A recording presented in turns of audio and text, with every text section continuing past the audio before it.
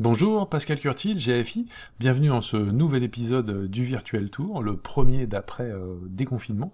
Et aujourd'hui, on va s'intéresser à un sujet, les métiers de l'UX. C'est quoi les métiers de l'UX? Et vous allez voir que on en connaît souvent un, deux, voire trois, mais qu'il y en a beaucoup plus que ça. Donc sans vous faire une description complètement exhaustive et détaillée de tous les métiers, on va se focuser sur l'UX designer, mais vous allez découvrir la galaxie des métiers, et on y va de ce pas. Alors, d'abord, première question, c'est quoi un métier? Un métier, alors j'ai trouvé une définition rigolote, genre de travail déterminé, donc on sait ce qu'on fait, reconnu ou toléré par la société, et dont on peut tirer des moyens d'existence. Donc ça, c'est intéressant, parce qu'il y a encore quelques personnes qui pensent que l'UX c'est pas vraiment un métier, c'est juste pour faire joli ou c'est juste pour faire des trucs sympas. Et en fait non, c'est un vrai métier. Et vous allez voir que même c'est toute une galaxie de métiers qui est impactée par l'UX. Alors un paysage dense. L'UX designer, on va le détailler tout à l'heure avec le RNCP.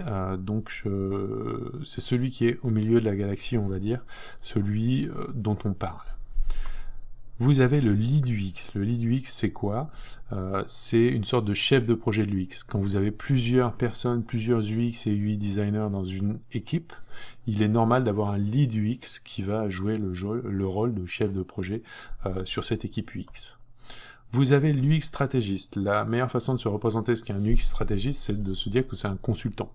C'est en fait le consultant qui va conseiller au plus haut niveau une stratégie sur l'UX, sur la bonne manière de faire de l'expérience utilisateur au niveau de l'entreprise, parce que ça va évidemment dépendre de l'entreprise, de ses clients, de son contexte, etc.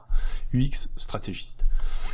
Le product designer, si vous faites des produits, aujourd'hui on a tendance à séparer plusieurs métiers. Si vous fabriquez des produits, vous pouvez avoir des product designers qui ont des compétences spécifiques en matière de création et de conception de produits.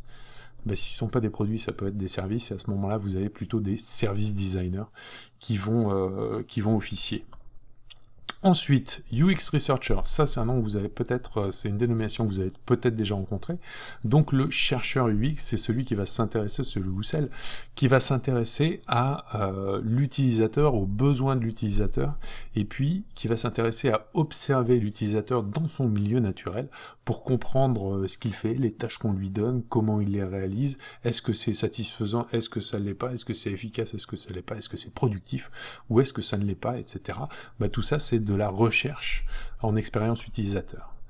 L'ergonome, le père de l'UX Researcher, en fait, c'est l'ergonome, un terme utilisé dans l'industrie, utilisé dans plein de secteurs d'activité. Et l'ergonome n'est pas uniquement digital. L'ergonome s'intéresse, par exemple, à la position que vous avez dans votre travail. Ça a été développé notamment au Japon après la Seconde Guerre. C'est le fait de dire, est-ce que je suis dans la bonne position pour travailler ? Que je sois dans une usine, assis à un bureau, etc. Ça c'est de l'ergonomie. Ensuite, le psychologue. Quand vous faites de la recherche utilisateur, il est intéressant de comprendre les mécanismes qui nous font agir. En fait, un psychologue cognitif va permettre d'aborder ces sujets-là et de comprendre comment vos clients, comment vos collaborateurs vont réagir face à des situations. C'est-à-dire comment on fonctionne. Psychologue. UX Researcher aussi, toujours un métier lié, ingénieur en cognitique. Ça, c'est le fait de comprendre la manière dont on comprend les choses. Est-ce que je comprends ce que vous me demandez ? Vous me proposez une application avec un certain nombre de tâches à faire. Est-ce que je comprends ce que vous me demandez ou est-ce que je ne le comprends pas ? Par exemple, l'ingénieur en cognitique va être capable de modéliser ça et de résoudre des sujets à propos de ça. Ensuite, l'UI designer, ça c'est le troisième métier que vous devez connaître déjà. UI designer pour user interface, et là on est dans le domaine du visuel en fait. Et vous allez voir qu'il y a une kyrielle de métiers. À côté, le web designer, en général, les UI designers d'aujourd'hui, pour les plus anciens, sont des web designers, donc qui jusque-là, en fait, concevaient toute la partie interface, la partie graphique des sites web, notamment. Encore avant les web designers, vous avez des graphistes qui sont devenus web designers et puis qui sont devenus UI designers. Et les graphistes sont plutôt les personnes dans des agences de communication, par exemple, qui conçoivent des maquettes d'imprimés. toutes les maquettes de magazines, de journaux, etc. sont faites par des graphistes. Ensuite, Visual Designer, qui est une autre façon, si je schématise, de désigner l'UI Designer. L'Interaction Designer, ça c'est très intéressant, c'est-à-dire qu'on a des interactions avec nos téléphones, avec nos ordinateurs, etc. Et donc du coup, designer ces interactions-là, ça veut dire, par exemple, quand je tapote sur un picto dans une appli, qu'est-ce qui se passe? Est-ce qu'il y a une animation qui me confirme que j'ai bien fait une action? Qu'est-ce qui se passe? Est-ce qu'il y a une transition vers un autre écran, etc. Et ça, ce sont les interaction designers qui s'occupent de ça. Motion designer, là, c'est plus de l'illustration et pour faire simple, du dessin animé. Si vous avez par exemple des logiciels comme Powtoon, ça permet de faire du motion design, donc des choses qui bougent et qui permettent de comprendre assez facilement des concepts. Ensuite, on top, directeur artistique, c'est elle ou lui qui vont donner l'ambiance générale et puis la direction graphique et artistique d'une marque ou d'un produit ou d'un service. On en trouve beaucoup dans les agences de communication. Ensuite, tout un autre pan de ce travail du UX design est à faire avec les business analysts. C'est-à-dire qu'un UX designer ne sera pas spécialiste d'un métier particulier. Si vous demandez à un UX, là j'ai une supply chain et j'aimerais bien améliorer l'expérience utilisateur autour de ma supply chain, l'UX designer ne sera pas par défaut spécialiste de la supply chain. Il aura besoin de s'appuyer sur des gens qui connaissent ce métier-là, et c'est vrai pour tous les métiers. Donc les business analysts font partie du lot avec les data analysts. On a aujourd'hui besoin de plus en plus de data, et pour faire de la recherche UX, vous avez besoin de data analysts qui vont pouvoir analyser les data dont on dispose, sur tout le cycle de vie ou sur tout le parcours utilisateur, et puis on va pouvoir après en déduire un certain nombre de choses, qui vont être complémentaires à ce qu'on aura observé, à ce qu'on aura conçu. Data analyst. Analyse fonctionnelle, avec les business analysts, les analystes fonctionnels sont aussi des fonctions clés dans le paysage de l'UX, puisque notamment ils peuvent, j'en ai parlé dans une précédente vidéo, ils peuvent vous aider à faire des maquettes wireframe et à mieux comprendre le fonctionnel des sujets. Donc là, c'est très complémentaire. Ensuite, Information Architect. On est dans un monde de plus en plus éditorialisé. On a des contenus partout, que ce soit du visuel, des textes, etc. Et donc, du coup, une architecture de contenu, c'est simplement le fait de dire qu'est-ce que je dois dire à qui, quand et comment. Donc, en fait, c'est de dessiner des catégories de contenus, de ciseler les contenus pour qu'ils soient réellement efficaces et productifs. Information Architect, très important. Vous entendrez aussi peut-être le thème de UX Writer, pareil, des profils qui s'occupent d'éditorial. Content Strategist, là ça rejoint aussi l'UX Writer, c'est-à-dire si vous avez besoin en tant qu'utilisateur d'une phrase, de quelques mots, et c'est votre besoin, et que je vous sers une page de texte, ou 2 pages, ou 3 pages, il va falloir que vous passiez un certain temps à chercher les mots et les informations dont vous avez besoin. Le content strategist, c'est la personne qui va permettre de déterminer exactement la bonne information que je dois vous donner, à quel moment, ou comment. Content strategist, important aussi.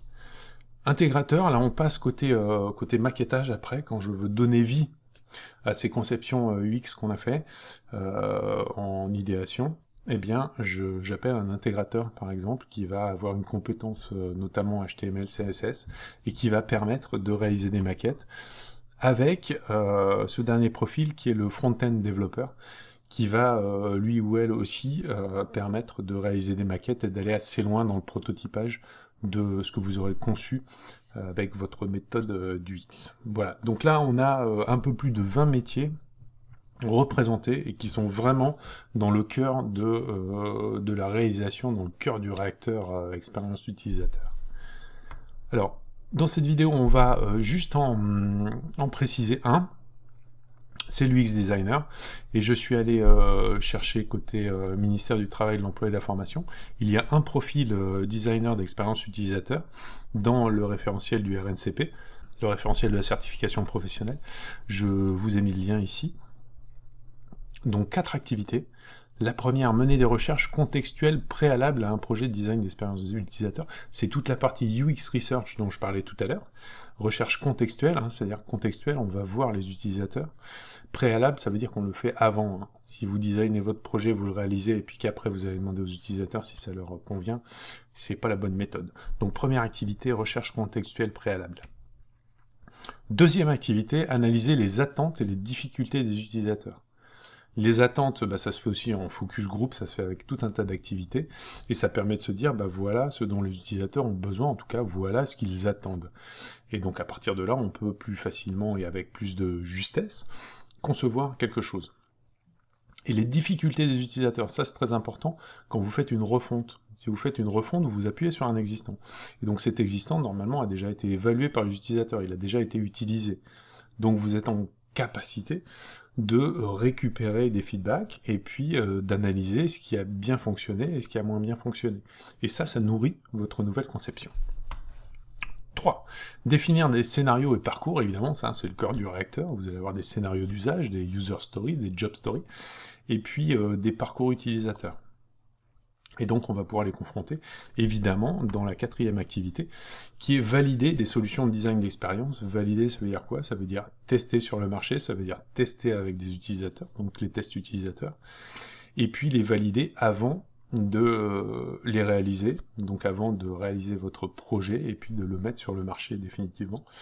Valider des solutions de design. Donc ces 4 activités-là, c'est ce que vous allez retrouver le plus souvent dans un profil du UX designer. Voilà. Où travaille un UX designer? Dernier élément. Dans des entreprises du secteur numérique, évidemment, c'est là qu'on en trouve le plus, dans les ESN, donc entreprises de services numériques, en production multimédia, dans les jeux vidéo évidemment, dans les agences web et dans les agences de communication. Première typologie. Deuxième typologie, les organismes et les entreprises de commerce électronique. Et évidemment, vous vous doutez bien que chez un Amazon, il y a beaucoup d'UX designers, et parce qu'il faut que l'expérience que nous avons sur ces sites de vendeurs en ligne soit la plus sans couture possible et soit la plus efficace possible. Pourquoi? Pour qu'on achète régulièrement, et si possible pour qu'on achète plus. Voilà, c'est ça le sujet. Donc entreprises de commerce en ligne sont très friandes de profils UX designers. Troisième sujet, les services informatiques, des entreprises de toute nature, donc là c'est tout le monde. On peut trouver des UX designers dans les services informatiques ou dans les services communication, marketing, pareil pour des entreprises de toute nature. Voilà les quatre endroits où vous avez le plus de chances de trouver des UX designers. Voilà, c'est tout pour aujourd'hui. Ce panorama rapide des métiers de l'UX et puis le focus sur un métier qui est l'UX designer, et je pense que dans des vidéos futures on va détailler d'autres métiers pour que vous puissiez comprendre comme ça et voir dans cette galaxie des métiers de l'UX qui fait quoi et à qui il faut faire appel en fonction du moment de votre projet. J'espère que ça vous a plu, comme d'hab, et puis prenez soin de vous, toujours, gardez le moral, c'est important, et puis je vous dis à très bientôt pour une nouvelle vidéo. Ciao!